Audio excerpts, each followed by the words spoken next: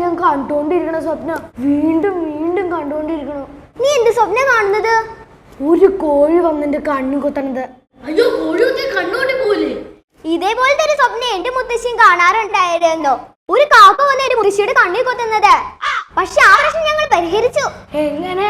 മുത്തശ്ശി ഉറങ്ങാൻ നേരം ഞങ്ങൾ മുത്തശ്ശിക്ക് ഒരു കണ്ണട വെച്ച് കൊടുത്തു. ആ ഐഡിയ എന്തായാലും നന്നായി. എന്നാൽ ഞാനൊരു സ്വപ്നം കണ്ടു. വല്ല കാക്കയും വന്ന് കണ്ണി കൊത്താനാണോ? അതൊക്കെ വെറും ചീൾ സ്വപ്നം. ഞാൻ കണ്ടത് എനിക്ക് 1 കോടി രൂപ ലോട്ടറി അടിക്കുന്നതാണ്. 1 കോടി രൂപയോ? അതെ, 1 കോടി രൂപ. പറഞ്ഞാൽ നിങ്ങൾ ആരും വിശ്വസിക്കില്ല. കണ്ടത് സ്വപ്നാണെങ്കിൽ കിട്ടിയത് 1 കോടി രൂപയാ. വല്ല കള്ളന്മാരും കൊണ്ടാവും, സൂക്ഷിച്ചോ. ഒരു കള്ളനും എന്റെ പൈസ കൊണ്ടുപോകില്ല മോളെ.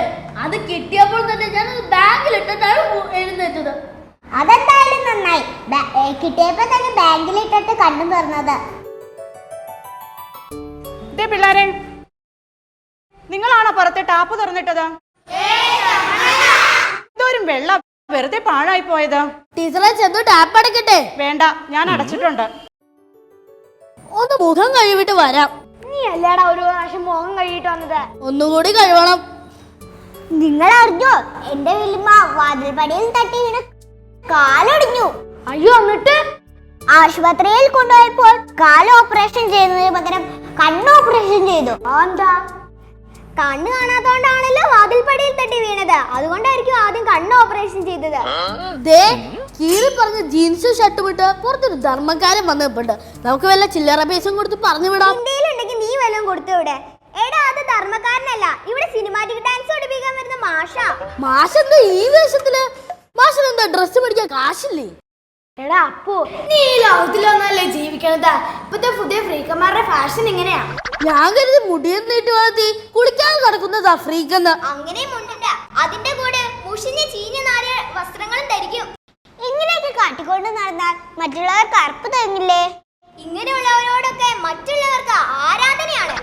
എന്റെ വീടിന്റെ അടുത്തുള്ള ചേട്ടായിമാരൊക്കെ ഇങ്ങനെ കീറി പറഞ്ഞ ഷർട്ടും പാന്റും ഇട്ടിട്ട് ബൈക്കിൽ ചെത്തി പോണ കാണാൻ എന്ത് രസാന്നറിയോ? എന്റെ ഈ മുടി ഒന്ന് കളർ ചെയ്തോട്ടെ എന്ന് ചോദിച്ചിട്ട് വീട്ടിൽ ആരും സമ്മതിച്ചില്ല. എന്റെ ഈ മുടി ഒന്ന് മഷ്റൂം കട്ട് വെട്ടിക്കോട്ടെ എന്ന് വെച്ചിട്ട് വീട്ടിൽ ആരും സമ്മതിച്ചിട്ടില്ല. വീട്ടുകാർ നമ്മളെ എത്ര നാള് വിലക്കും? നമുക്കും വരും ഒരു ദിവസം. അതുവരെ നമുക്ക് കാത്തിരിക്കാം. കാത്തിരിക്കാം.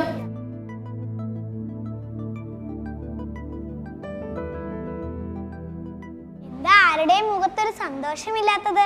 സന്തോഷിക്കുകയാണെങ്കിൽ പൂർണ്ണ സ്വാതന്ത്ര്യത്തോടുകൂടി സന്തോഷിക്കണ്ടേ? അതിനുള്ള അവസരം ഞങ്ങൾക്കില്ലല്ലോ. ഞങ്ങൾക്ക് ഇഷ്ടമുള്ള ഫാഷൻ വസ്ത്രങ്ങൾ ധരിക്കാൻ അനുവാദമില്ല. ഇഷ്ടമുള്ളതുപോലെ മുടി വെട്ടാൻ അനുവാദമില്ല. ഈ കയ്യിൽ ഒരു ടാറ്റു അടിക്കാൻ പോലും അനുവാദമില്ല. പിന്നെ എങ്ങനെ ഞങ്ങൾ സന്തോഷിക്കും? കൂട്ടുകാരെ, ഈ ഭൂമിയിൽ ശാശ്വതമായ സന്തോഷം കർത്താവ് നൽകുന്നതാണ്. എന്നാൽ ലോകം തരുന്ന സന്തോഷം ക്ഷണികമാണ്. അതെല്ലാം പെട്ടെന്ന് നശിച്ചു പോകും. നമ്മൾ ദൈവമക്കളാകാൻ വിളിക്കപ്പെട്ടവരാണ്. ദൈവത്തിന്റെ ആലയമായ നമ്മുടെ ശരീരം പവിത്രമായി നമ്മൾ കാത്തു സൂക്ഷിക്കണം. മറ്റുള്ളവർക്ക് പ്രലോഭനം നൽകാത്ത വിധം നമ്മൾ മാന്യമായി വസ്ത്രം ധരിക്കണം. ഒരുവൻ ലോകം മുഴുവൻ നേടിയാലും അവന്റെ ആത്മാവ് നശിച്ചാൽ അതുകൊണ്ട് എന്ത് പ്രയോജനം?